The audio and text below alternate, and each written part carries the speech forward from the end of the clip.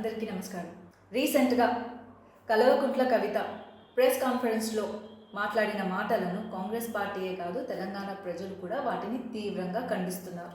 కవిత లేఖ ఒక డ్రామా అయితే దాని వెనక కేసీఆర్ ఉన్నారని ప్రత్యేకంగా చెప్పనక్కర్లేదు.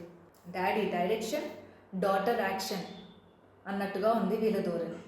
కేసీఆర్ని జాతిపిత అనడానికి కొంచెమైనా సిగ్గుండాలి నీకు. తెలంగాణను దోచుకున్న ద్రోహి కేసీఆర్. తెలంగాణ నీళ్లను అమ్ముకున్న ఘనత కేసీఆర్. నీళ్ళనే కాదు నిధులను కూడా ఆంధ్రాలకి తరలించిన ఘనతలు మీరు.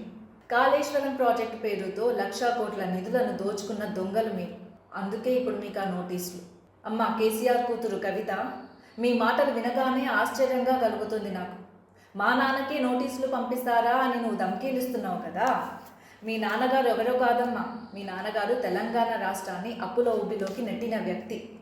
ఇంకా చెప్పాలంటే కాళేశ్వరం ప్రాజెక్టు పేరుతో 1,00,000 కోట్ల నిధులను దోచుకున్న ఒక దొంగ.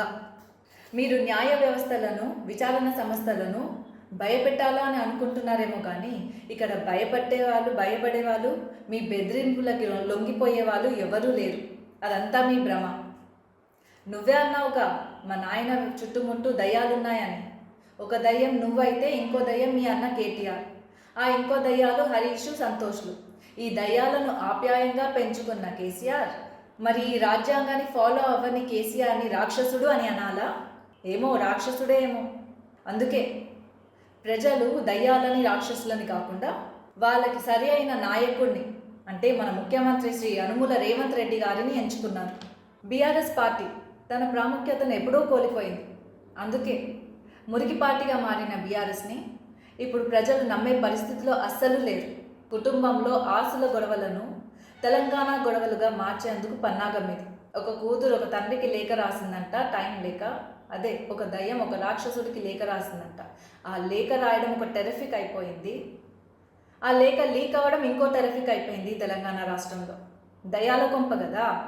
మిరాకిల్స్ అన్నీ ఇక్కడే జరుగుతాయి. మరి మీడియా నిన్ను పట్టించుకోవట్లేదా నీ ధోరణితో? ఈ లేఖ డ్రామాలన్నీ ఆడుతూ ప్రజలను పక్కదారి పట్టిస్తున్నావని అందరికీ తెలుసు. నీ డ్రామాలకి ఇంకా ఇప్పుడు ఫుల్ స్టాప్ పెట్టేసి. ఇక ఈ మేడం చెప్పుకొస్తుంది, మా నాన్నకి 2 కళ్ళు, ఒకటి బీఆర్ఎస్ అయితే ఒకటి జాగృతి అనని. ఓ మేడం, మీరు చేసిన స్కామ్లకి ప్రజలందరూ మీ నాన్న 2 కళ్ళను పీకేసి ఫామ్ హౌస్లో కూర్చోబెట్టినారు. మీరు చేసిన స్కామ్లు ఎన్నో కాదు. మీ నాయన మీ అన్న చేసిన స్కామ్లు, ఆ ఫోన్ ట్యాపింగ్లు, కాళేశ్వరం ప్రాజెక్ట్ కేసు, విద్యుత్ కొనుగోలు, డ్రగ్ కేసులు ఇవన్నీ ఒక ఎత్తు అయితే దేశ రాజధాని అయిన ఢిల్లీలో మన తెలంగాణ పరువు తీసిన లిక్కర్ రానివి నువ్వు. ఇక మీరు ముగ్గురు ఫామ్ హౌస్లో కూర్చొని చేసిన పాపాలను ప్రాయశ్చిత్తం చేసుకుంటూ అట్లీస్ట్ దయ్యాల నుంచి మనుషులుగా మారడానికి ట్రై చేయండి. ఇక ఈ మేడం గొప్పగా చెప్పుకుంటుంది, జాగృతి అంటే మా నాయన కన్ను, మా నాయన కోసమే ఇంకో పార్టీ ఆఫీస్ ఓపెన్ చేసినానని. అసలు జాగృతి అంటే ఏందో తెలుసా నీకు?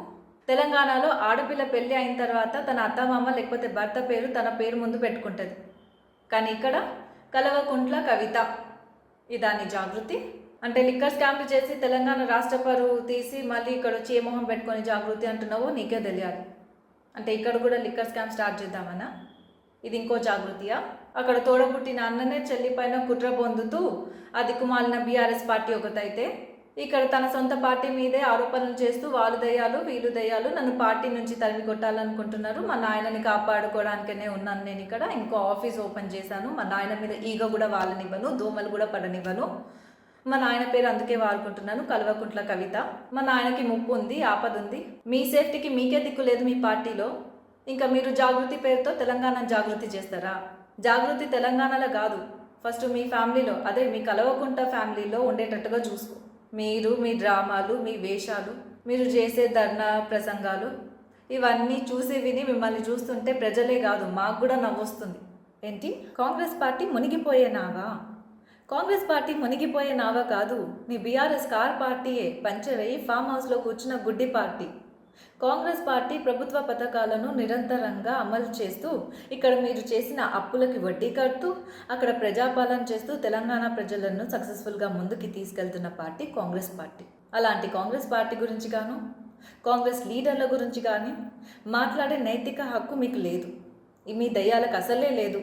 గత 10 ఏళ్ల మీ పాలనలో ఏనాడైనా దళితుల గురించి కానీ బీసీ ఎస్సీ ఎస్టీ రిజర్వేషన్ల గురించి కానీ మహిళా ఆరక్షణ గురించి కానీ యువ వికాసం గురించి కానీ మాట్లాడని కల్వకుంట్ల కవిత ఇప్పుడేమో కాంగ్రెస్ పార్టీ ప్రభుత్వ పథకాలను నిరంతరంగా అమలు చేస్తుంటే అది చూసి ఓర్వలేక ఇది మేమే చేశాం, అది మేమే చేశాం, ఇది మేమే చేస్తున్నామని మతిపోయి మాట్లాడుతున్నారు.